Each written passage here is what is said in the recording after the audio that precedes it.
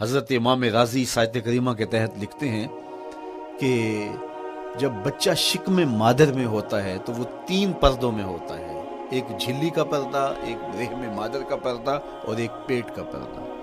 تو 3 پردوں میں وہ بیچارہ بڑی عجیب سی حالت میں ہوتا ہے۔ یہ اس کا پہلا مرحلہ ہے تخلیق کے بعد۔ اس کے بعد پیدائش کا دوسرا مرحلہ ہے، یہ زچہ بچہ دونوں کے لیے موت و حیات کے مرحلے ہوتے ہیں۔ اس کے بعد وہ پیدا ہوا، اس دنیا پہ آیا، تو اس کی مشکل کیا ہے؟ زبان ہے، بولنا نہیں جانتا، دیکھتا ہے پہچان نہیں سکتا، سنتا ہے سمجھ نہیں سکتا، ہاتھ ہیں پکڑ نہیں سکتا، ٹانگیں ہیں چل نہیں سکتا۔ کتنی مشکل بن گئی۔ یہ سب کچھ چیزیں ہونے کے باوجود بھی وہ بے بس دکھائی دیتا ہے، اس کو دودھ مانگنے کے لیے بھی رونا پڑتا ہے۔ تو یہ ایک مرحلہ تھا۔ پھر آہستہ آہستہ اس نے بولنا سیکھا، ایک ایک حرف کر کے، لفظ لفظ جوڑ کے وہ جملے مکمل کرتا رہا۔ آج تو زبان کا طوطی بولتا ہے، آج تو بات کریں تو جو ہے وہ ماحول تھم جاتا ہے، لیکن انسان ذرا پلٹ کے آغوش مادر میں تیری ماں نے ایک ایک حرف تجھے سکھایا تھا، ایک ایک لفظ تجھے سکھایا تھا، لفظ لفظ کر کے، حرف حرف کر کے جملے بنے، اور آج تیری گفتار کی شوخی کے تذکرے زمانے میں ہیں، تو پھر تجھے بولنا سکھایا۔ تو چل نہیں سکتا تھا، آج تیری جو ہے وہ جولانیاں دیکھنے والی ہیں، تیری رفتار کو کوئی چھو نہیں سکتا ہے، تیری آنکھوں کی بجلیاں آج عقابوں سے بڑھ کر ہیں، آج تیرے کانوں کے اندر نغموں کا جہاں آباد ہے، آج تیرے ہاتھوں کی گرفت کہ آگے شیر غراں بھی ہو تو وہ بھی بے بس ہو جاتا ہے، لیکن دیکھ تو کتنا مجبور تھا۔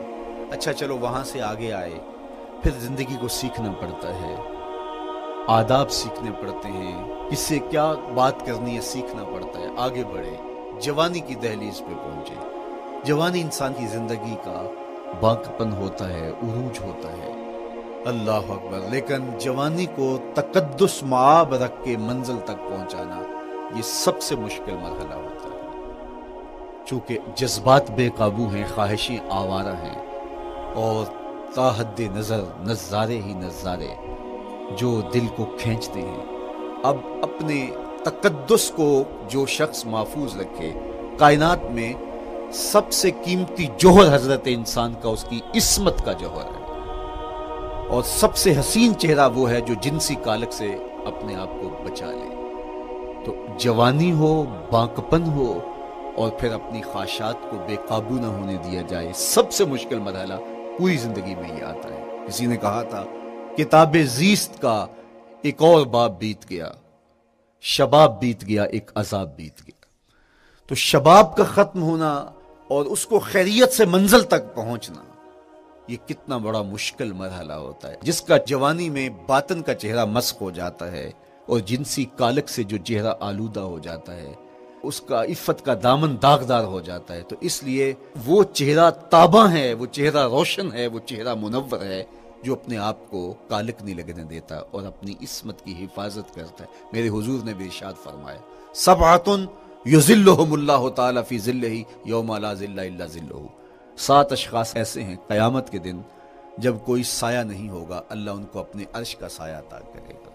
ان میں سے پہلا شخص امام عادل حکمران، دوسرا شخص وشاب نشأ فی عبادت اللہ، وہ جوان جس کی جوانی اللہ کی عبادت میں بسر ہوئی۔ تیسرا وہ شخص ورجل قلبہ معلق بالمساجد، وہ شخص جس کا دل مسجد میں لگتا ہے، مسجد میں جمتا ہے۔ اور چوتھا شخص ورجل دعته امرأة ذات منصب وجمال فقال انی اخاف اللہ، وہ شخص جس کو دعوت گناہ ملی اور حسن قدموں میں بچھنے کے لیے بیتاب ہوا، اور اس نے کیا کہا، انی اخاف اللہ، میں اللہ سے ڈرتا ہوں، میرا اللہ مجھے دیکھ رہا ہے۔ آج ہم ان جگہوں پہ بھی جھوٹ بولتے ہیں جہاں جھوٹ بولنا ہماری مجبوری بھی نہیں ہوتی، چونکہ یہ ہماری فطرت ثانیہ اور عادت بن چکا ہے، اور ہم اس کو برا ہی نہیں سمجھتے، جبکہ جھوٹ جب کوئی شخص بولتا ہے، حدیث پاک میں آتا ہے اس کے منہ سے بدبو نکلتی ہے، رحمت کے فرشتے 1 میل دور ہٹ جاتے ہیں اس سے۔ اور سویر سے شام تک جب ہمارے معمولات یہ ہوں تو پھر ہم کہاں کھڑے ہیں اور رحمت کے فرشتے کہاں کھڑے ہیں؟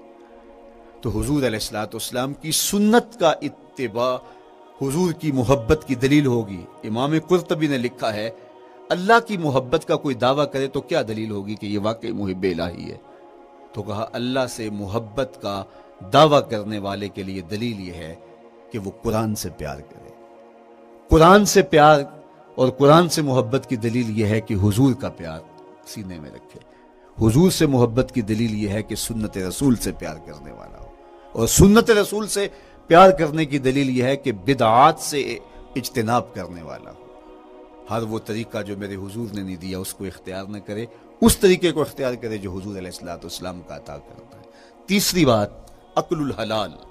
یہ وہ بنیادی اصول ہیں جو ہماری زندگیوں میں اتر جانے چاہیے, اور ہم ایک صالح اور خوبصورت انسان بن کے اس معاشرے کا حصہ بن سکتے ہیں.